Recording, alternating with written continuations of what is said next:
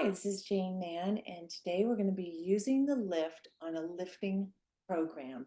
So I'm going to show you a couple different ways to use the lift. Let's go over some of the anatomy. So first off, the lift is a very simple unit. So I want you to take out all the complex thinking and think of it as two probes in one that you can use with one hand, or you can use simultaneously on a face. So you have two sides of a unit. When it's plugged in, you have a negative and a positive. Now, sometimes you may decide to use the unit with the ball bearings, and I just want to refresh your memory. If that's something that you're doing, the look would look like, setting up my ball bearings right now, sorry about that, would just simply be the attachment with the balls. It's the same exact unit, the same exact current, the same exact everything. Just one is attached through balls, one is directly attached. There's no difference, okay? So while you're using the unit, you have an interplay between positive and negative. This is what makes microcurrent work. The positive and the negative are drawn together.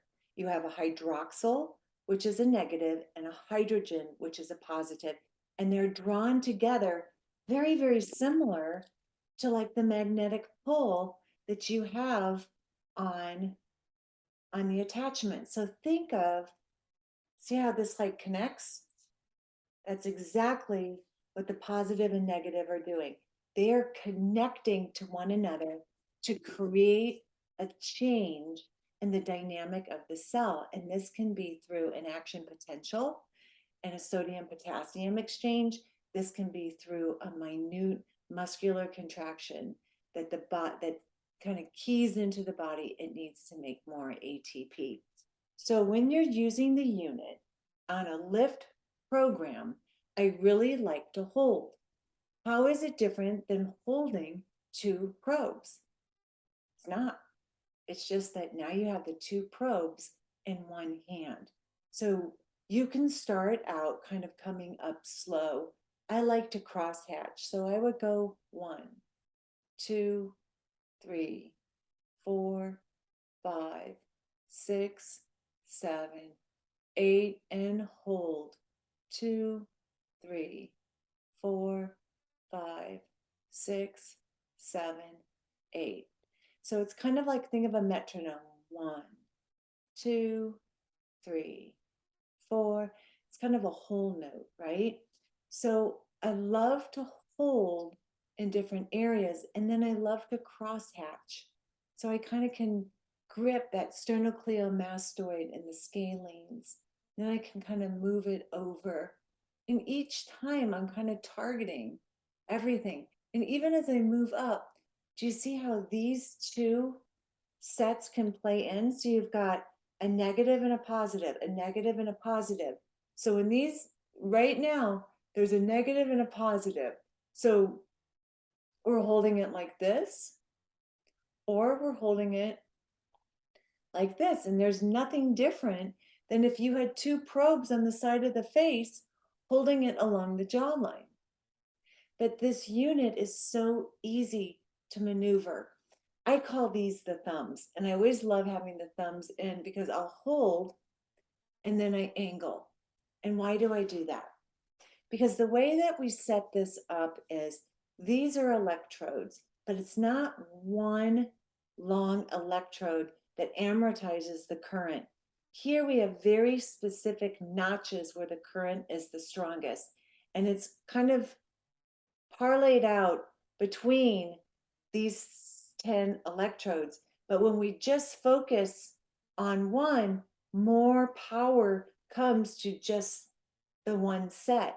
So as many times I'll just have the 4, and then I angle to the 2, and then I'll angle to the 4, and then I'll angle to the 2, and I love to drag across. And this I just kind of love. Even if it's a lifting program, we're still moving a lot of lymph and loosening that up. You can do the same thing along the cheekbone, kind of holding and then dragging. We're really kind of getting, and you can hold in the center and drag.